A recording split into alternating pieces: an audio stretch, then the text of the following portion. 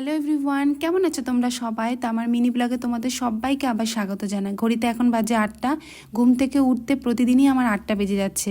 যেহেতু নিজের বাড়িতে এসেছি, তো একটা ঘুমের আলাদাই মেজাজ চলছে। ওই বাড়িতে থাকলে এসব হয় না। হাজব্যান্ডের যেহেতু অফিসে রান্না থাকে, অনেক সকালে উঠতে হয়।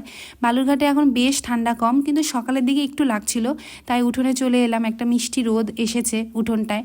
তো এই যে আমার মায়ের জবা গাছ, গরমকালে প্রচুর জবা ফোটে।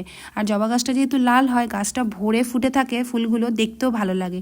কিন্তু এখন তো শীতকাল, ওই 2-3টে করে ফুটেছে, তো সেটাই তুলে নিয়ে এলাম। তারপরে মা বললো কি খাবি বল, তো আমি বললাম তাহলে আমাকে একটু ম্যাগি বানিয়ে দাও, কিন্তু বেশি করে সবজি দিয়ে।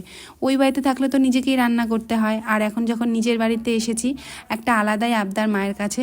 তো মা আমাকে বেশি করে সবজি দিয়ে এই যে ম্যাগি বানিয়ে দিয়েছে। আসলে না, ম্যাগি খেতে খুব একটা ভালো লাগে না। ভাই যদি বাড়িতে থাকতো, ব্রেকফাস্টে হয়তো অন্য কিছু খেতাম, কিন্তু এখন ওর তো নেই, তাই বললাম তাহলে ঠিক আছে ম্যাগি বানাও, কিন্তু বেশি করে সবজি দিয়ে। তো এই বেশি করে সবজি দিয়ে ম্যাগি খেতে আমার একটু ভালো লাগে। তো আমি এখানে ম্যাগি খাচ্ছিলাম গরম গরম, আর মায়ের সাথে ওদিকে গল্প করছিলাম। তারপর চলে এলাম রান্নাঘরে। আজকে দুপুরে লাঞ্চে এই পাবদা মাছটা রান্না করব, তাই ওটাই ফ্রিজ থেকে একটু বের করে রাখলাম। তো চলো রান্নাটা করে ফেলি। ভিডিওটা এখানে শেষ করছি। টাটা।